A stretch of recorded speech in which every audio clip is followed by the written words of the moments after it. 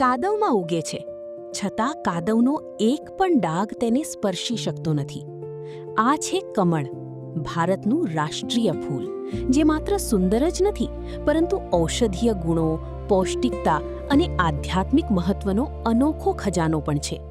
આજે જાણીએ કમળના દરેક ભાગનું અદ્ભુત રહસ્ય.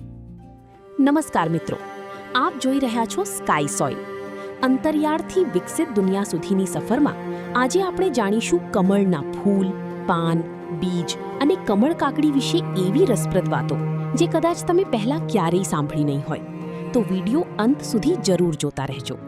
કમળ ભારતનું રાષ્ટ્રીય ફૂલ છે. કાદવમાં ઉગવા છતાં તે હંમેશા સ્વચ્છ અને નિર્મળ રહે છે. તેના પાન પર પાણીનું એક ટીપું પણ ટકતું નથી. આ અનોખા ગુણને વિજ્ઞાનમાં લોટસ ઇફેક્ટ કહેવામાં આવે છે, જેના આધારે પાણી પ્રતિરોધક સપાટી પર સંશોધન પણ કરવામાં આવ્યા છે. ભારતીય સંસ્કૃતિમાં કમળનું વિશેષ સ્થાન છે. દેવી લક્ષ્મી અને ભગવાન બ્રહ્માના આસન તરીકે કમળને પવિત્ર માનવામાં આવે છે. પૂજા, હવન, નવરાત્રિ અને દિવાળી જેવા ધાર્મિક પ્રસંગોમાં કમળના ફૂલ, પાન અને બીજનો ઉપયોગ શુભ માનવામાં આવે છે. ફૂલ ખરી જાય પછી તેમાં ગોળાકાર મૂરાળો બને છે, જેમાં અનેક બીજ હોય છે. આ બીજ પ્રોટીન, ફાઇબર, મેગ્નેશિયમ, પોટેશિયમ અને એન્ટીઓક્સિડન્ટ્સથી ભરપૂર હોય છે. આયુર્વેદમાં તેની શક્તિવર્ધક, પાચન સુધારનાર અને શરીરને ઠંડક આપનાર માનવામાં આવે છે. સુકાઈ ગયેલા કાળા કમળના બીજ પૂજામાં પણ ખૂબ મહત્વ ધરાવે છે.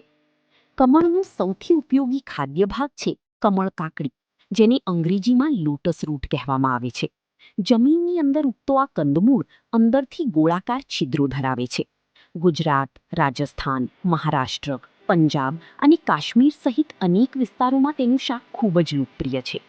કમળ કાકડીને સારી રીતે ધોઈ, કાપીને અને કુકરમાં 2-3 સીટી સુધી બાફ્યા પછી તેમાં લસણ, જીરું, મરચું, હળદર અને મીઠા જેવા મસાલા ઉમેરી સ્વાદિષ્ટ શાક બનાવવામાં આવે છે.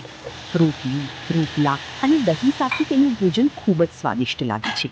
તેમાં રહેલા વિટામિન સી, આયર્ન, ફાઇબર અને પોટેશિયમ શરીરની શક્તિ આપે છે, પાચન સુધારે છે અને રોગપ્રતિકારક શક્તિ વધારવામાં મદદ કરે છે. કમળનું ફૂલ હોય, પાન હોય, બીજ હોય કે કમળ કાકડી, દરેક ભાગ માનવ જીવન માટે કોઈને કોઈ રીતે ઉપયોગી છે. એક જ છોડમાં સૌંદર્ય, પવિત્રતા, પોષણ અને ઔષધીય ગુણોનો અદ્ભુત સમન્વય જોવા મળે છે. એટલે જ કમળને માત્ર રાષ્ટ્રીય ફૂલ નહીં, પરંતુ કુદરતની અનમોલ ભેટ માનવામાં આવે છે.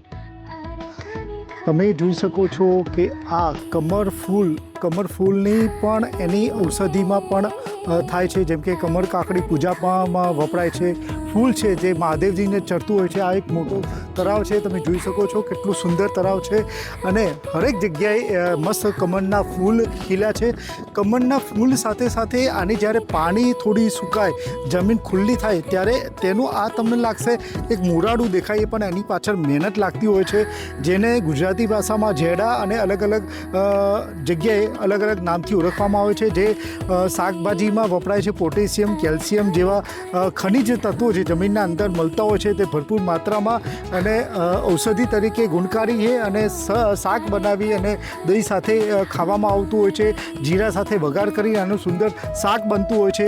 સાથોસાથ આ જે કમળ કાકડી છે, જે એના બીજ નીકળે છે, એ તમે જોઈ શકો છો કે આ જે બીજ છે એ બીજને કાઢવામાં આવે તો આ બીજમાંથી આવું નીકળે કે જેને અંદર પૂજામાં વપરાય છે. આ લીલું છે, સુકાય એટલે કાળા કલરનું હોય અને એની અંદરથી જે બીજ નીકળે એ બીજ છે, એ બીજ ફોડીને લોકો ખાતા હોય છે. સ્વાદમાં થોડું મીઠાશ ઓછી હોય પણ થોડું સ્વાદિષ્ટ હોય છે.